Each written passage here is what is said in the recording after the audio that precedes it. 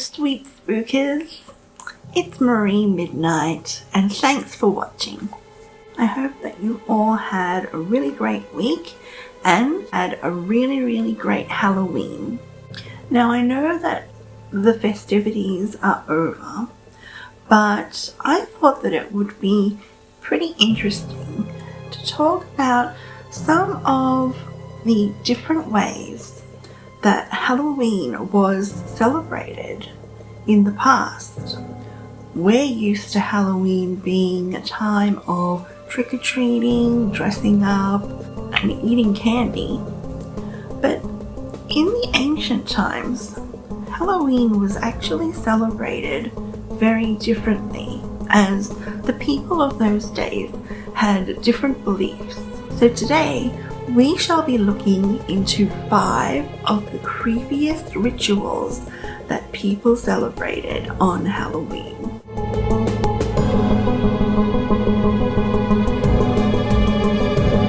So before we get into these 5 different celebrations, let's take a look at the origins of Halloween. So Halloween actually originated with the ancient Gaelic festival known as Samhain. This marked the end of harvest season and the beginning of winter. Samhain is said to have Celtic origins and is believed to be a very important time back in the ancient days. Celts believed that at this shifting of seasons, the lines which separated the worlds of the living and the dead would blur, and that the spirits of the departed would once again return to earth. This event took place on October 31st and is now celebrated many years later as what we know as Halloween. Whilst most Western cultures are used to associating Halloween with trick-or-treating, dressing up in elaborate costumes and eating loads of candy, Halloween or Samhain was celebrated in earlier times through very different rituals. So here are 5 of the creepiest ways that the ancient people got their Halloween vibe going.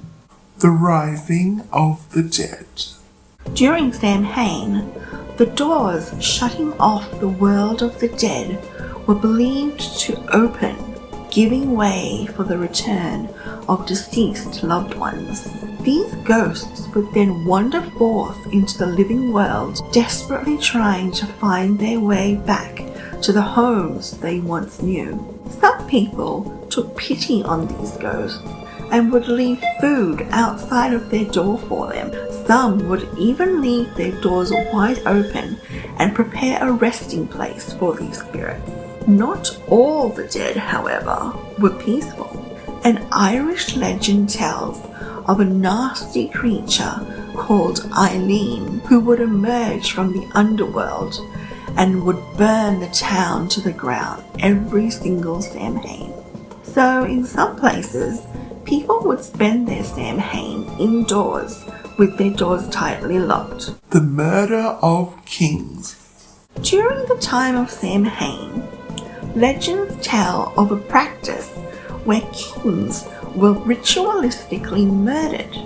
In fact, in the bogs of Ireland, dead bodies have been discovered perfectly preserved. Their flesh saved from decomposing by the thick layer of black peat covering their skin. Their faces remain the same, even after hundreds of years of death, and even their hairs remain intact. Many archaeologists believe that these bodies aren't there just by coincidence. They believe them to be the remnants of a ceremonial sacrifice called the murder of kings. Clothes and grooming indicate that these perfectly preserved bodies were of the ruling class, thus fitting this Samhain legend. So during ancient times, kings were held responsible for how well their community thrived. If the year was particularly hard, however, filled with famine and plague, the failed king would then be sacrificed, his body thrown into the bog, only to be replaced by the next king-to-be. Not a particularly good time to be royalty. Fortune telling. One of the more pleasant Samhain practices was that of fortune telling. During this time, people would often call upon the spirits to tell their future. Some pretty strange rituals, however, were performed, believed to inform people of either their prosperity or misfortune.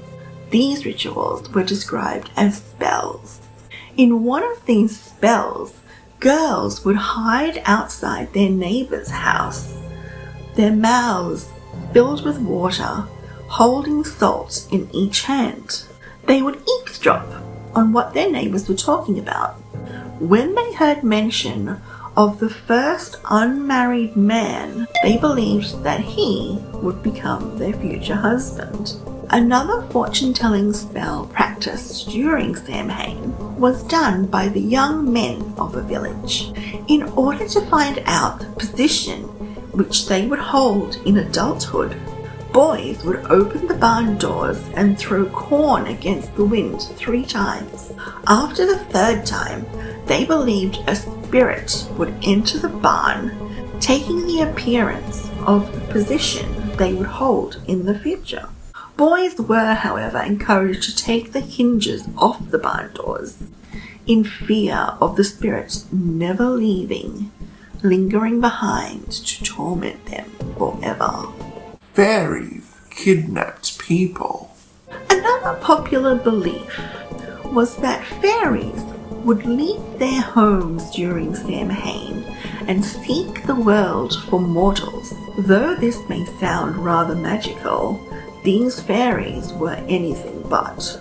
In ancient times, people regarded fairies as terrible creatures, so the thought of these monsters roaming around looking to kidnap you was terrifying. Led by the king of the dead, fairies were held to ride on storm clouds with an army of hellhounds gathering the newly dead. During Samhain, however, they were believed to pull the living along with them as well and drag them to the afterlife. As a result of this, on the day of the festival, people would steer clear of fairy mounds, which were the hills along the Irish landscape, fearing that they would be caught and dragged down to hell. Lastly, one of the most dangerous places said to be at during Samhain was the Cave of the Cats. This was a narrow hole found dug into a hillside. Legend has it that this was where the fairy queen once stopped centuries ago, and her maidservant loved the place so much that she asked to live there.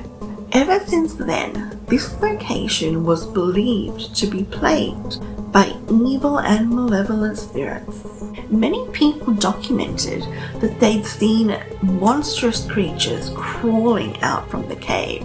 An apparition of a woman is also said to emerge every year from the cave and take 9 of the best animals from every herd.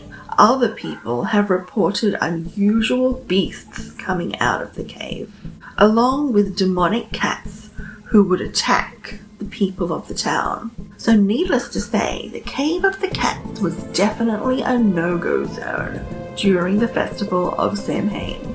Well, that's it for this week's video.